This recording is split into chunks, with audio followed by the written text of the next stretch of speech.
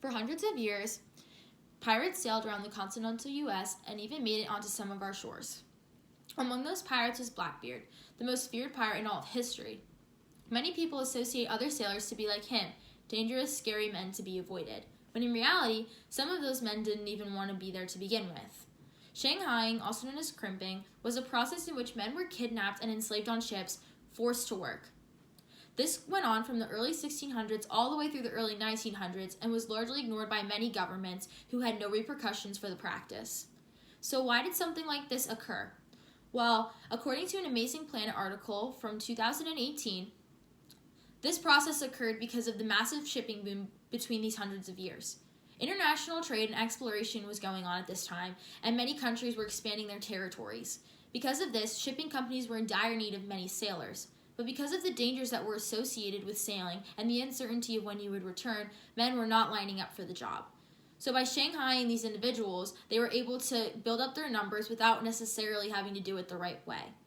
But how did this process even happen? How did you Shanghai an individual? Well, a lot of it happened at shady locations. According to an American Heritage article, a cultural and historical magazine from 1995, this process occurred at usually restaurants and bars where the people that were known to be there weren't necessarily the best of society. What would happen is the people would either drugged or were forced to drink a lot, not knowing what there were going to happen to them.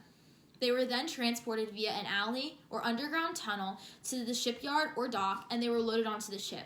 By the time they awoke and realized what was going on to them, it was too late. They were already on the ship. You either worked or you died, and there was really no alternative, and many of these men didn't even know when they were going to make it back. But where did these kinds of things occur?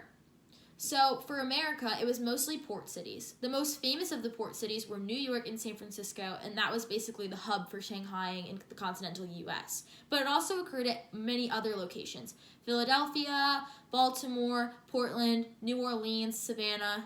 Anywhere where there was a shipping route, there was usually a case of Shanghaiing.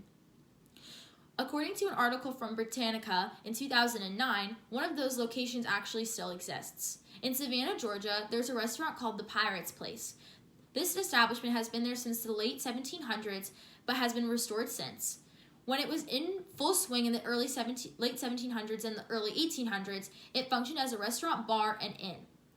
There, men would go for a drink, and once the bartender was tipped off by someone, they would drink, be drugged, and then go through a trap door once they were unconscious down into the basement. From there, they would be transported via tunnel to the Savannah River along the coastline, and then they would be loaded onto a ship.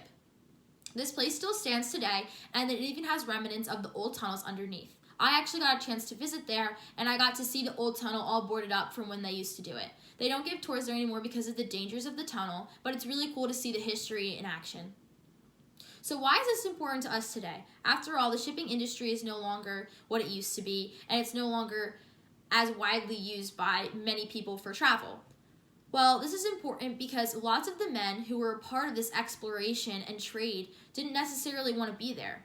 It was largely ignored by many governments. The U.S., for example, from the 1600s all the way through the late 1700s, was busy expanding and becoming a nation, and in the 1800s had many international issues, slavery, and trade routes to deal with.